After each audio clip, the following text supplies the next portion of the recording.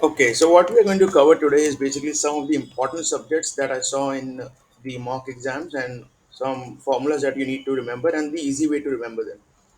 So the first is the risk budgeting, how much of an asset's own variance is contributing to the total portfolio variance. So the data that will be given to us in the exam will be the asset allocation and the covariance table of the asset. So you can ask you two things. One is the absolute contribution. Second is the relative contribution. So for the absolute contribution, the formula is very simple. If they ask you what is the contribution of asset A to the overall portfolio, and then what is the contribution of asset B, so the formula remains very simple. You just multiply the weights of those assets into the covariances. So first you multiply the assets covariance with itself, then assets weight into the next asset, which is B, into the covariance of that asset with B, and similarly for the last asset C. So it's quite simple. The formula is weight of the asset into the weight of asset into the covariance of that asset with that asset itself, and then following up with other assets. Very simple.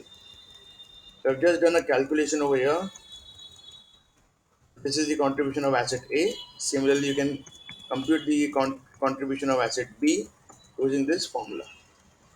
Formula is very simple. Weight of that asset into weight of that own asset into covariance of that asset with itself. A simple formula that we have been reading across the CFA curriculum. So that was for the absolute risk. Now we also do the factor risk as to which factor is impacting the overall risk of the portfolio. So if you want to do the attribution and you want to know which factor is giving you a more shock to the portfolio or giving a negative returns or a positive return, you can do this kind of analysis. So the question will come like, what is the total variance that is explained by the market factor? So the market factor is the RMRF factor that we have seen in the Carhat model. And the other factor is the size factor, that is a small cap minus large cap. So the question is, how much is the market factor impacting the total portfolio variance? How much is the market factor impacting the portfolio variance? So the formula is again same, coefficient of that asset, in this case it will be the market, into the coefficient of the same asset again, into covariance of that asset with itself, plus covariance of the market factor into covariance of the size factor into covariance of the and the size factor. So we have done the calculations over here and we have come up with a result of 0.13%. So the question was, how much is the variance explained by the market factor? So we have to see what is the total variance. This is the standard deviation. So the square of this will be the total variance. Now if I divide this, the percentage that I have got with the total variance, I'll get the amount. So 93.7% of the entire variance is explained by the market factor. You can see this. Over here, the market factor becomes really important because most of the variance is coming from that factor. Then the question can come as to what is the unexplained variance. So the unexplained variance is the total variance minus explained variance by market and size factors. So if I do the same for the size factor, I might get, say, suppose 7% example.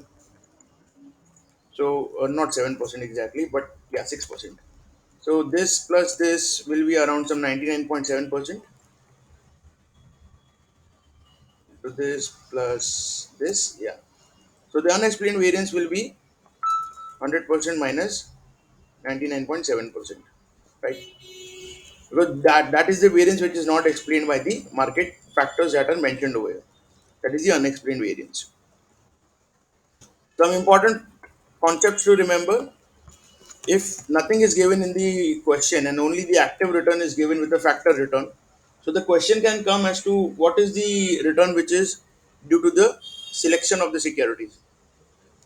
So let's understand the question again. If nothing is given in the question and only two parameters are given, the total active return and the factor return of the portfolio, then what is the selection effect?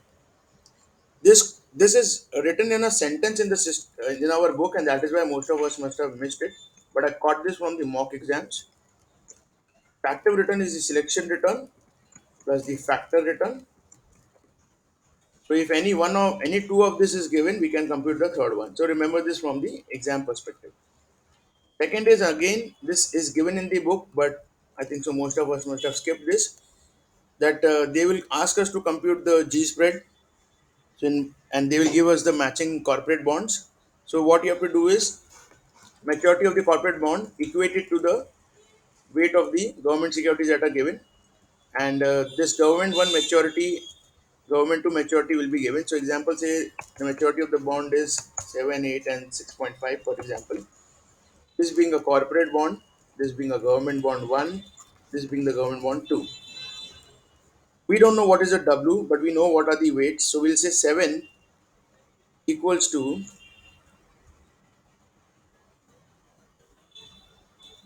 W times 8 plus 1 minus W times 6.5. Right? We can say this because we know 8 and 6.5 is the given maturity, and by doing a simple equation, we can find W and 1 minus W also. This is the weight of securities that will be required to compute the spread. So that was more from a simple calculation perspective. We move on to the second subject that I want to cover is the derivatives. So in the derivatives, we'll cover cross currency swaps first. So let's take a simple example that is given in the book, but I've tried to simplify this. Let's take an example where a person is in Euro location, he's in Europe, but he wants dollar. He wants dollar for some investment or to do something with the money in his dollar account. So how much amount he requires? He requires 50 million. The rate to borrow in euro is LIBOR plus 100 bips, and the rate to borrow in his own country is Euribor plus 60 bips. So correct. Clearly, if you just look at this, the markup that is given is too much for the dollar. So what he does that instead of going and buying in the dollar, he will borrow it in the euro. He will borrow it in the euro. How much he needs to borrow? It is simple. He needs 50 million, and this rate is given in this. So at the initiation, he will have to borrow $50 million equivalent, 42.32 euro. So this is what he will borrow in his own country. And if he's borrowing in his own country, then what is he paying? He's paying Euribor plus 60 bips. So a simple calculation. What is the Euribor? 1.5. We have added the 60 bips and the quarterly payments. On this principle, this is the interest that he will be paying. So this will be the outflow on the borrowing. But what will he do? He wants dollar. He wants dollar. He will do a swap. He will enter into a swap and receive dollar and pay euro. In the question, it is given that when the question is given that there is a negative 20 bips spread, euro dollar basis. All it means that the dollar is a superior currency in that scenario, and dollar is in demand. And whenever dollar is in demand, the lender will ask for a premium, and that is quoted as basis. So point two. So since the dollar is expensive, we will borrow it in the euro and swap it for a cash, swap it for dollar. Now we know that once one leg we have computed, that is the interest on euro, which is simply nothing but the principal of euro into Euribor plus 60 bips, which is given over here, and multiplied by the quarterly days. Then we come on to the swap. So what is the LIBOR? LIBOR rate is 2%. So 2% on 50 million is $0.25, right? This is the swap amount.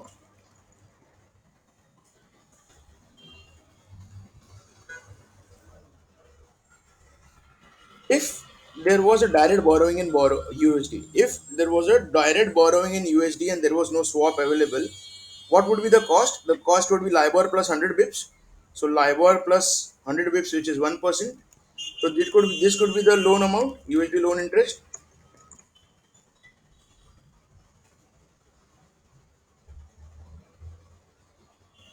What is the effective interest rate? Effective interest rate will be 2% on the LIBOR plus 60 bips, and he has to pay this 20 basis point also because there is a negative basis for the dollar. So at 2.8, what is the amount? At 2.8, what is the USD amount? USD loan interest 0.35. And had he done a direct borrowing in dollar, he would have paid 0.38. So these are small number because they are in terms of 50. If I put it as 50 million, you will make sense of this. So 50 million USD is required. If he borrows directly in USD, he has to pay 100 bips, which is too much. So he plans to borrow it in euro and swap it for dollar cash flows. So if he wants to borrow in euro, he has to borrow equivalent dollars. If he wants to borrow in dollar, he has to borrow equivalent euro in his own country. So what is the euro that he will buy? 50 million divided by the current rate, and he will pay interest on that euro because he's taken that loan. So this is the computation for interest. That is simply Euribor plus 60 bips. What will be the interest on the swap? Whenever you are computing interest on the swap, you will not consider the spread. You will not consider the spread, only the LIBOR. Because swap rate will not consider the spread. Only the loan interest will consider the spread. So on IP date, what will he receive? On IP date, what will he receive? IP date, he will receive this much. This is the swap amount in dollar. And he will pay euro because he has borrowed in euro. And now what he has to do is he has to compare that was the swap effective. So what he will do is, had he not taken the swap, what would have he paid? 2% plus 100 bips. So on 2% plus 100 bips on a 50 million loan, he would have paid 375,000, right? Over here, one more information is given that the dollar is at premium of 20 bips. That the dollar is at a premium of 20 bips. So even though he is borrowing in euro, he still has to pay a 20 bips premium. So in that case, his effective interest rate becomes LIBOR, USD LIBOR plus 60 bips plus 20 bips. And in that case, the interest amount is 350,000. Savings due to the swap is 20 bips, right? Saving due to the swap is 20 bips. Otherwise, he would have paid 2% plus 1%. Why? Because that is written over here, LIBOR plus 100 bips.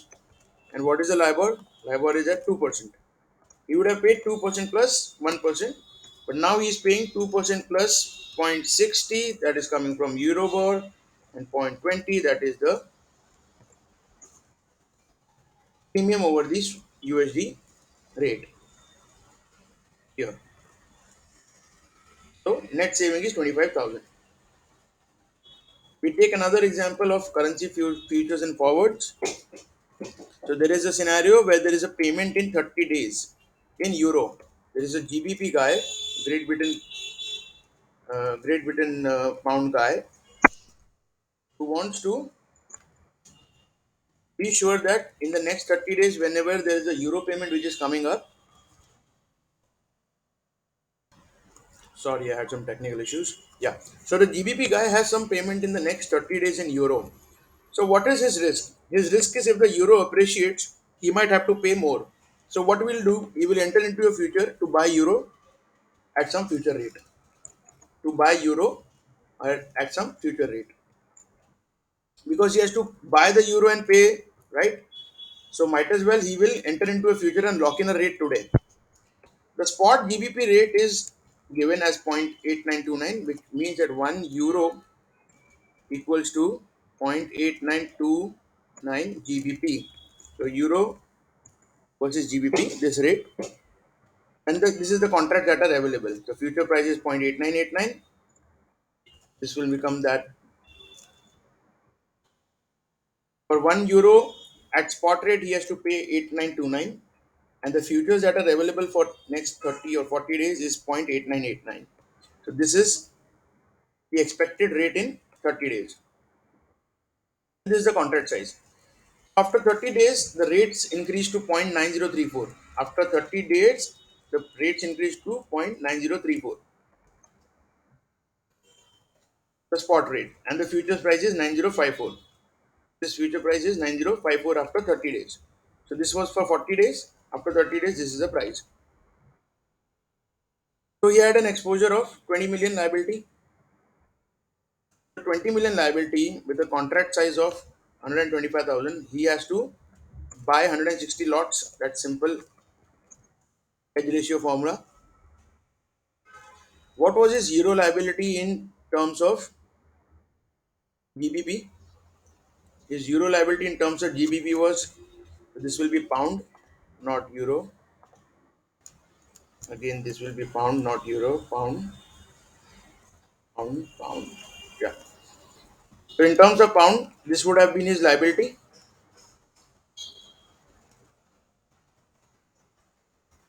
right? Yes. So this would have been his liability at spot. And now because this after 30 days the rates have increased, his liability has increased. So this is the increase in liability that he has to pay because the euro appreciated. Had he taken the futures, then he would have got a gain of 130,000 because the underlying increased. What you do in futures? You buy euro today at a future for a future delivery or for a future date. And if you buy something and if it appreciates, you make a gain, right? So though there was a loss on the liability, he would have made a gain on the futures, and he would have had a total loss of only 80,000. But if he doesn't if he doesn't get into a future, his total loss will be 210,000. And if he hedges himself, his total loss will be 80,000 because now he has bought a future which has increased. So though his liability has increased in terms of euro, but the profit from the derivatives will get negated from the loss, and he will have a lesser loss. This is the total if he hedges, and this is the loss if he doesn't hedge. These examples are given in the book. You might just want to pause the video specifically for that scenario and check that. Next case is an equity swaps. Very simple. Current portfolio is of 200 million, and I want to increase my exposure. I believe that the equity markets are going to boom. And the index, say suppose Nifty index is 12,400 at the start, and at the first settlement is this, and this, and the another scenario is it decreases. So the first scenario is it increases, the second scenario is it decreases. And at the same time, LIBOR is 6% plus spread. LIBOR is 6%, and the spread that gets added on it is 0.3. So 6.3 is your effective rate. So what I'm saying over here is I want to increase my exposure to equity. So I want to receive equity, right? I want to receive equity. If I receive equity, what do I pay? I pay LIBOR. I pay LIBOR. Okay. So on the first settlement date, what will happen? What is the return that is generated? We can see that the return which is generated over here because of the Nifty is 5%. The return which is generated because of Nifty is 5%, right? And how much he wants to increase the portfolio by? 80 million. So 80 million, 5% is 4 million. That is what is mentioned over here. The long formula says that okay, he will receive 4 million. He will receive 4 million because he has long the swap. He is long the swap, so he will receive equity. He will receive 4 million. And how much he will pay? How much he will pay? 80 million is the notional amount into LIBOR plus spread, and that will be for the 6 months. So this is the amount that he will pay. This is the amount he will pay. So net gain is 1.48 million. So this way his swap is effective. He has paid less and he's got more. But there is a drawback to equity swaps. The drawback in equity swaps is that the conditions can imply that you have to exchange the negative returns. Conditions can apply that you have to exchange the negative returns. In the same case, let's take scenario 2, wherein the index actually depreciates rather than appreciating. The index actually depreciates rather than appreciating. So we'll again compute what will be the percentage. So the initial position is 12,400 and the current position is 11,780. So the return is minus 5%.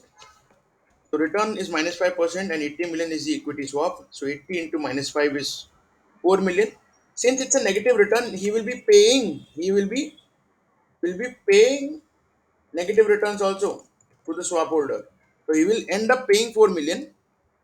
And anyways, LIBOR he has to pay because he's contracted to pay LIBOR and receive equity. He is contracted to pay LIBOR and receive equity. He will pay LIBOR also. So that's a double whammy for him. He ends up in the 6 million loss.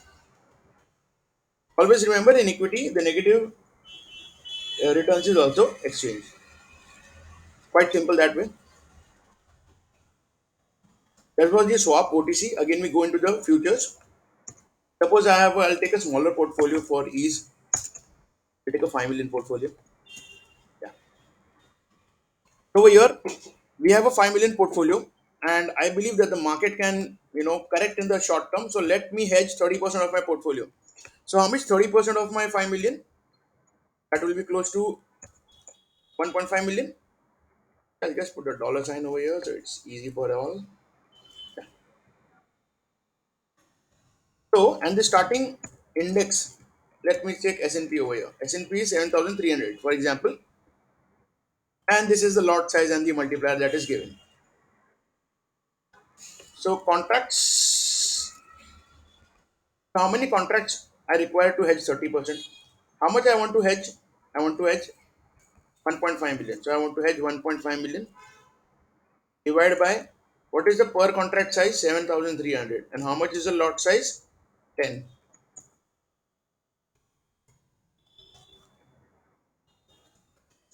Round it up, I get 21, right? I get 21.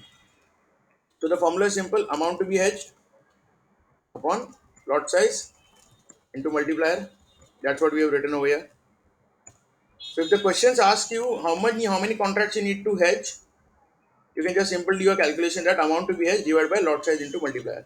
So 21 contracts we need to, what do we need to? We need to short, right? Because we want to hedge. So since we want to hedge, we short the futures. Now example, that my intuition goes wrong and the market actually rises. The market actually rises by 5%. The futures gain price by 5%. So what will happen? On the futures I will make a loss. Why? Because I had shorted the future. I had shorted the future at 7,300 and now it has increased to 7,665. So that is 365 per basis loss into the lot size, right? Into the lot size, into the notional 210 amount, into the 210 contract. So this is my loss, right? 0.365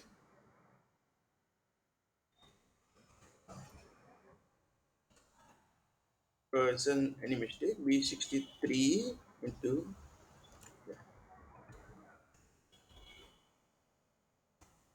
this is wrong. Yeah. Just don't consider this, it's some mistake in the Excel. Okay. So I had shorted the futures at 7,300 and now it is 7,665. So I have a loss of 365 per point. And how many contracts have I shorted? I have shorted 21 contracts. What is the tick size for one contract? Multiplier is 10. So this is the loss because I shorted something and it increased in price. So since we shorted the underlying index and underlying index increase, will make a loss. But the portfolio which I already have of 5 million will have made a gain. The portfolio of 5 million would have made a gain. So if 5 million increases by 5%, some problem in my Excel. Okay. Some problem over here again.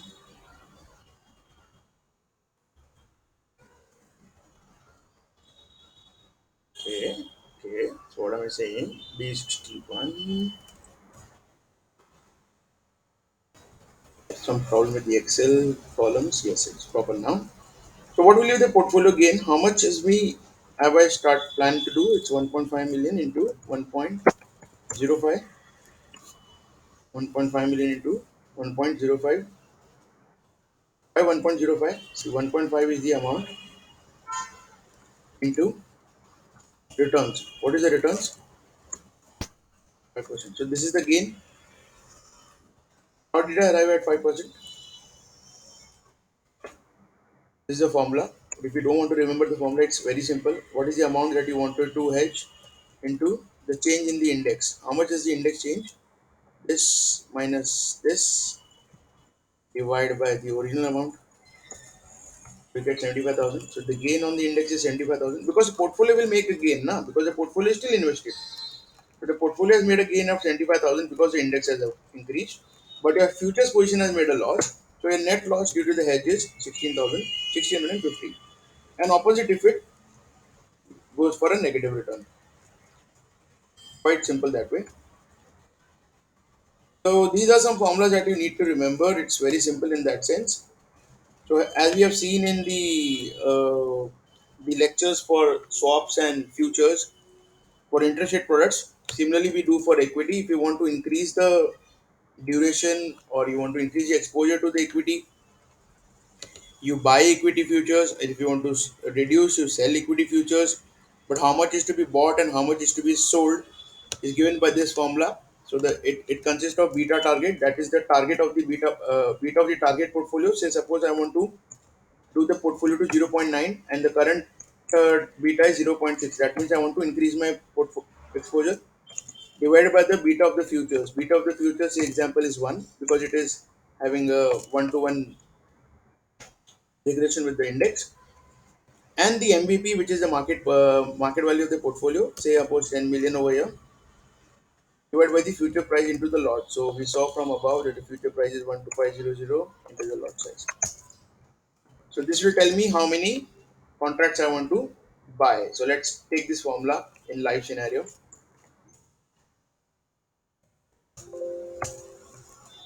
So all I'm saying is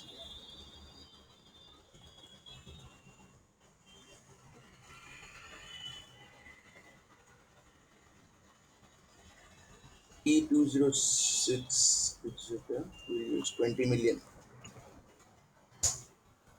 It is telling me I need to buy 48 contracts if I want to increase my exposure. So suppose this was a opposite case. I had an exposure of zero point 0.9. I believe that the market is going to go severely down and I need to completely or almost hedge my portfolio. So I want my portfolio beta to be zero point 0.1. So it will tell me I need to short 128 contracts. Very simple, analogous to the portfolio duration and the swaps and the strategies that we have learned earlier.